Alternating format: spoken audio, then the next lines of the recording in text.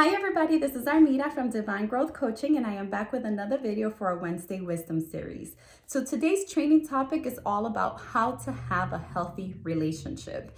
So for today's training topic, I wanted to give you four tools or techniques that you can utilize in your life so that you can have happier and healthier relationships. With that being said, the number one tip and tool that I want to give you is to stop judging and or criticizing each other or the relationship. I think this is really important for us to do because when we're judging and criticizing each other and the relationship, we're holding that negative energy within the relationship and within the person we're in a relationship with, right? And the minute we start judging and criticizing them, their wall goes up and they go into fight or flight mode, and that doesn't get you anywhere, and you will never be able to communicate with that person deeply and clearly because they're already feeling defensive, right? Nobody likes to be judged. You don't like to be judged. You don't like to be criticized, and neither do the people that are in your life and that you're in relationships with. So becoming aware of that, it's really important.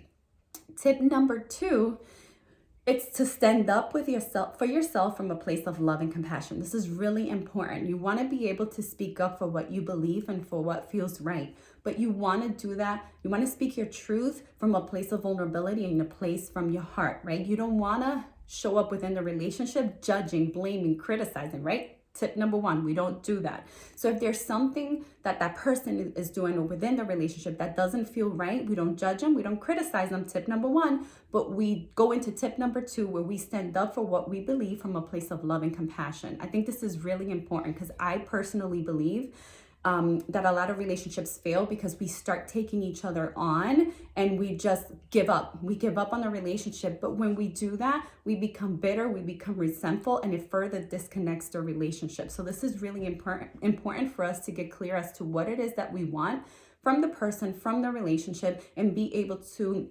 communicate that with the people that we're in a relationship from a place of love and compassion. It's a need that you have, and make sure you make it about you and not about them. That brings us to tip number three, is setting healthy boundaries. I think this is really important, and this is something that a lot of us struggle with, and I know I'm guilty of this, is that we sometimes don't want to speak our truth, and there's certain things that happen within a relationship and we're afraid to say something because we don't want to make the other person feel bad, right? Or we don't want them to see us in any negative light, right? And then what we do is we don't set boundaries that we know that we would like to set, and we shut down. But when we do that, again, we become bitter and we become resentful because we're not speaking our truth. So getting clear with yourself and then being able to communicate that with the people that you're with, it's so important. And healthy boundaries build healthy relationships, because each of you in all relationships need to have boundaries because you're two different people who see the world differently. So you need to both get clear as to what's important for each and every one of you, and then communicate that with each other from a place of love and compassion. And then last but not least is tip number four, is to make time for each other and to be fully present with each other.